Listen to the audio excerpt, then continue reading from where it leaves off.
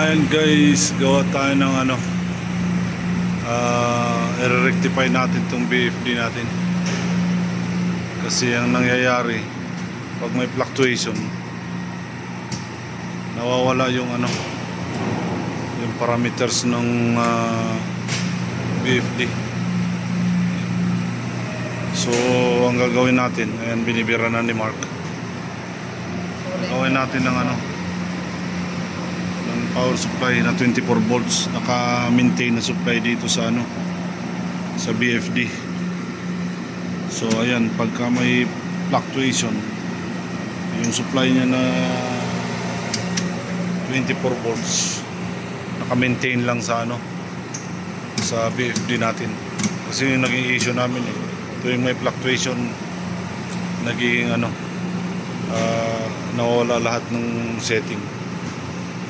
So ayan, gawa natin yan. Charger, ayan, charger.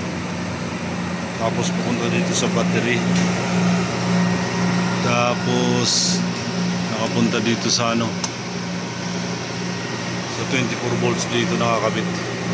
Ito, ayan yung 24 volts, 50 to 53.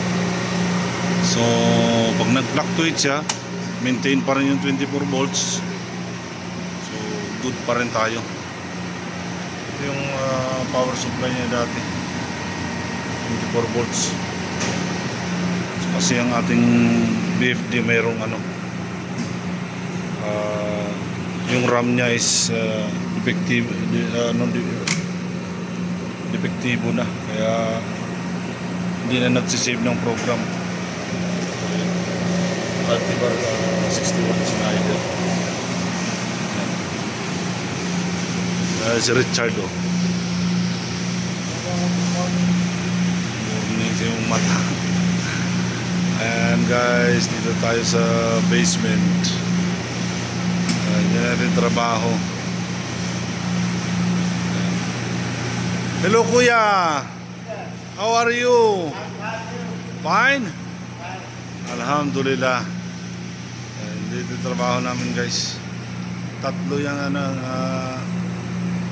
ito sa housing, ito para sa hospital, at yung isa para yung sa treated water.